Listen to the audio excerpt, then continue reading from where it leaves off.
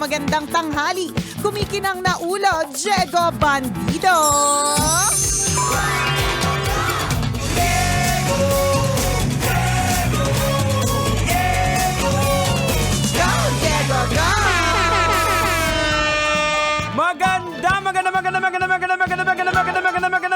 Magandang tanghali! Kumikinang ina!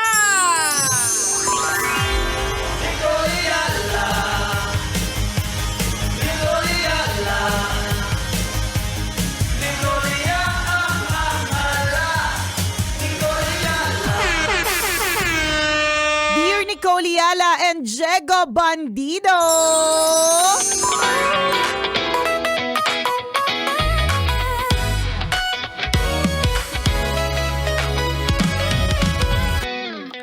Ano po ba dapat kong gawin? Kasi po, nagtatampo ang aking anak. Paano naman? Gusto niyang sumali sa Santa Cruzan, pero kasi wala kaming budget. Nakakalungkot lang pong isipin no, na meron kang mga gustong ibigay sa iyong mga anak na minsan hindi mo maibigay. Hanggang ngayon, ramdam ko ang kanyang kalungkutan at hindi ko po alam kung anong gagawin ko dahil syempre may hangganan lang din naman ang aking kakayahan. Kalungkot naman. Nakakalungkot. Kaya ito yung isang paalala din dun sa lahat ng mga anak, no? Sometimes we take a lot of things for granted. Yung kapag binibigyan tayo, nagpo-provide para sa atin, yung hindi pa natin hinihingi, binibigay na, 'di ba? May mga bagay na nakakalimutan tayong ipagpasalamat na may mga ganyan tayong natatanggap kasi meron talagang mga taong gustuhin man nila. Wala. Tama. Gustuhin man nilang sumali sa Santa Cruzan. Wala. Ganon. Ito, makinig kayo sa mga tampururot na mga anak dyan. Yan. Kung mabigat sa inyo, nagtampo kayo, mas doble sa magulang. Correct. Kasi sino ba namang hindi magulang na hindi maibigay yung gusto ng anak? Kaya ramdam Diba? ko si tatay na parang gusto niya namang ibigay. Dapat bang magalit ba siya o hindi, na hindi maintindihan ng anak. Kailangan lang din maintindihan ng mga magulang na ang utak po ng mga anak ay kumpara sa utak po nating mga magulang, hindi pa yan develop. Hindi pa talaga, tayo nga yung utak natin hindi pa develop.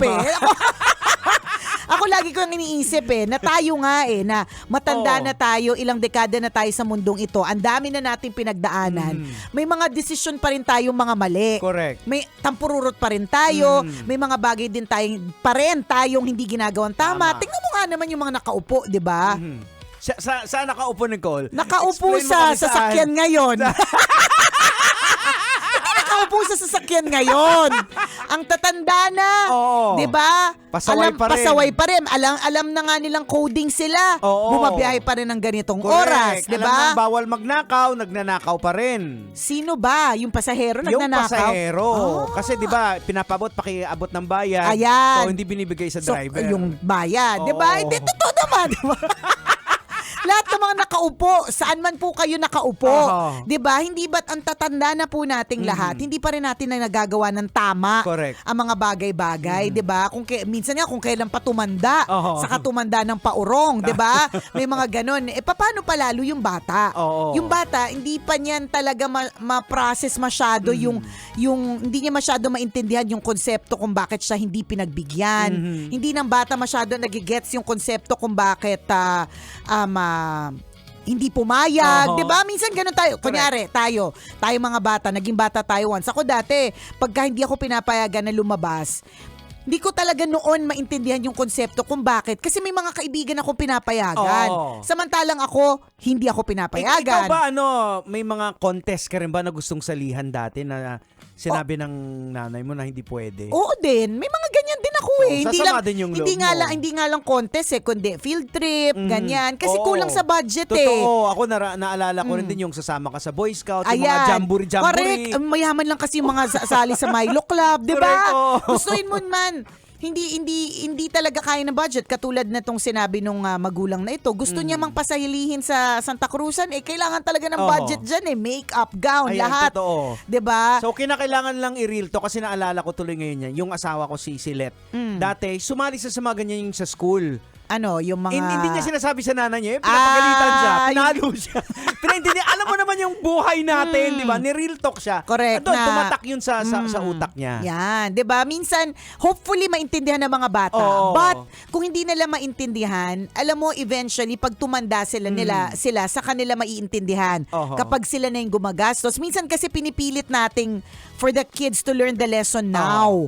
Tayo din naman minsan pinipilit natin na matutunan yung lesson, pero 'di ba kailan natin natututunan talaga siya? Correct. In time, Ayan. kapag dumaan na tayo sa mga pagsubok, Oo. ganyan. Saka natin natututunan yung lesson. Tsaka ingat din po tayo sa sinasabi namin. Ako, sa sinabi ko ng i-real talk kasi iba po ang generation natin. Iba. Kaysa sa ngayon. Yung dati, tayo po yung mga tipo na mga, alam mo yung makakapal. Hindi tsaka dati, Jegs, sinutsutan lang tayo. Oo. Susunod na tayo eh. Correct. Pag nagpasaway tayo sa isang sutsut, nako, sigurado at garantisadong may kasamang palo yan. Kahit Ganon. banatan ka ng litanya ng nanay mo, okay lang. Mga bata ngayon, pag binanatan mo, dinadamdam Dinadamdam nila, feeling nila. Nagkakaroon na ng anxiety. Sa atin, Napanood mo ba yung pelikula yung parang docu for Michael Jackson? So parang ito recently lang siya pinalabas siya recently eh. So yung tatay doon ni Michael Jackson. I'm a fan but I'm not the fan na tipong alam ko yung buong history. may mga documentary ako na napanood kay Oo. Michael Jackson na nawala yung childhood niya dahil talagang pinilit siya. na magano, 'di ba? To be a superstar. Parang Actually, ganun. meron pa nga mga part na pinapalo talaga siya eh. Kasi Sa ayaw niya practice. mag-practice, Oo. pero kailangan niya mag-practice. So, syempre, nung napanood talaga siya, pag napanood siya ng mga bata ngayon, 'di ba? Ang maiisip talaga nila, isang bagay lang. Oo. Apakasama ng ugali nung tatay. Tama, 'Di ba? tama. Pero ako nakita ko rin yung nakita ko rin yung portion o yung part na si Michael Jackson ay hindi magiging Michael Jackson kung wala din nag-push sa kanya. Totoo. Pinush din talaga siya. Correct. At ang gumawa nun, yung tatay niya. Hindi lang talaga natin fully maiintindihan yung ganyang klase mga eksena pag bata tayo.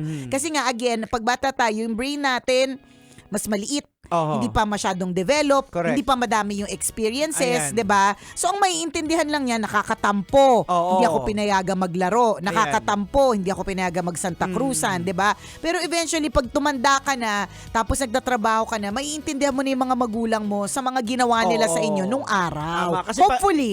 kasi pag bata ka, you operate with emotions eh. Correct ka. Emotions yung nagpapatakbo sa when it comes to decision making. Walang logic pa. Bata ka pa eh. Hindi mo pa alam yung logic. Yung prefrontal cortex mo hindi pa develop Hindi kasi pa. kulang ka pa sa experience. Tama, hindi, wala lang. Kung gusto lang po nating intindihin yung mga bata, hindi dahil sa, yung gusto lang magpasaway. Talagang, oo din, medyo may mga pasaway din Oo. talaga na nakakainis, nakakayamot.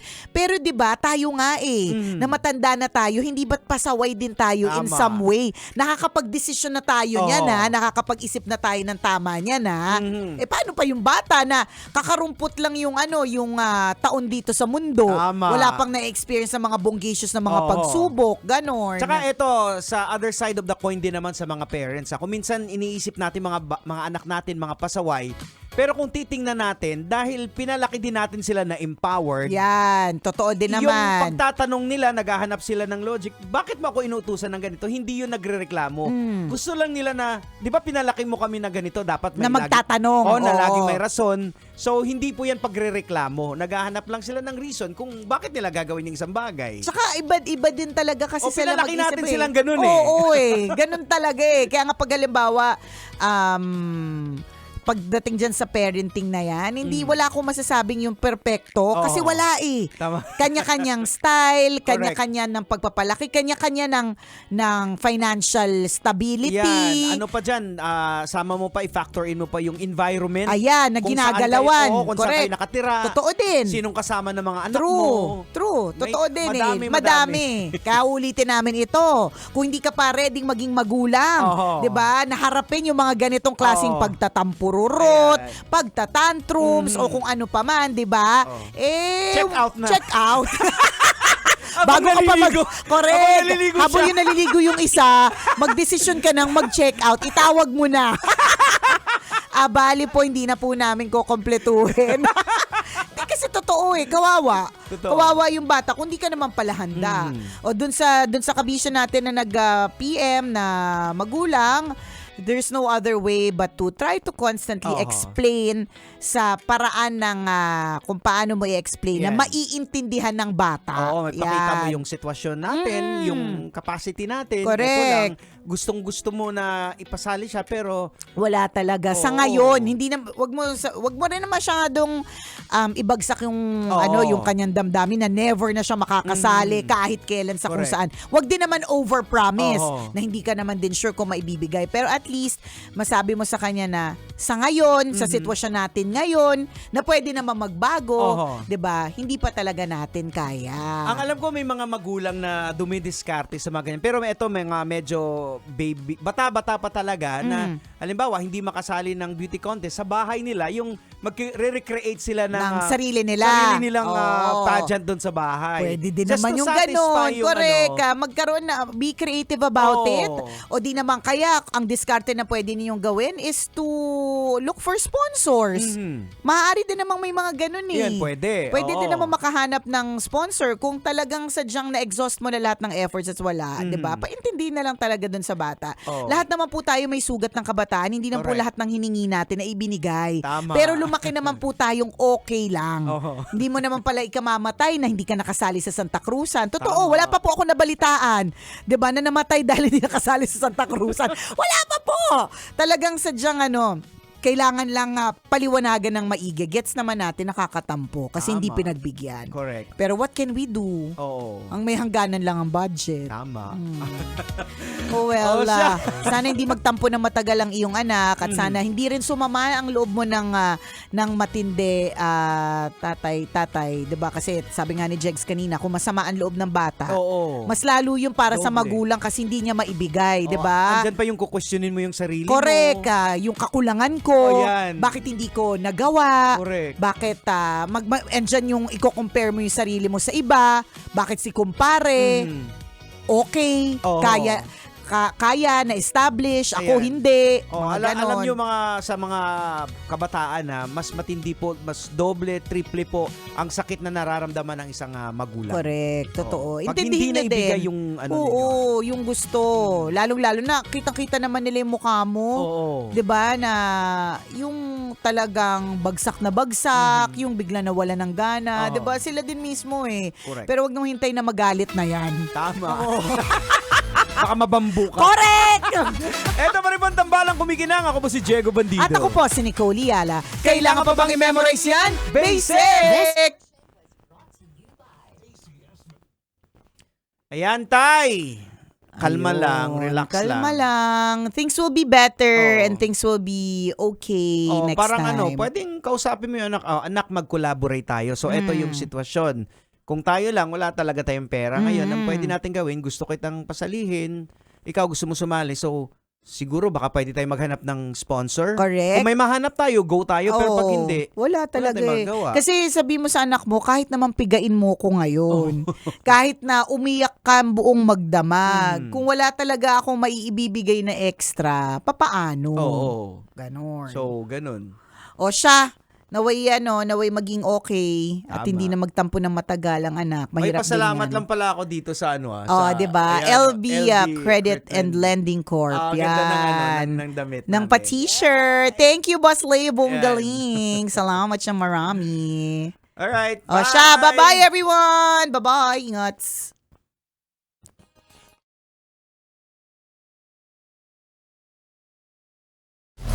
Metro's #1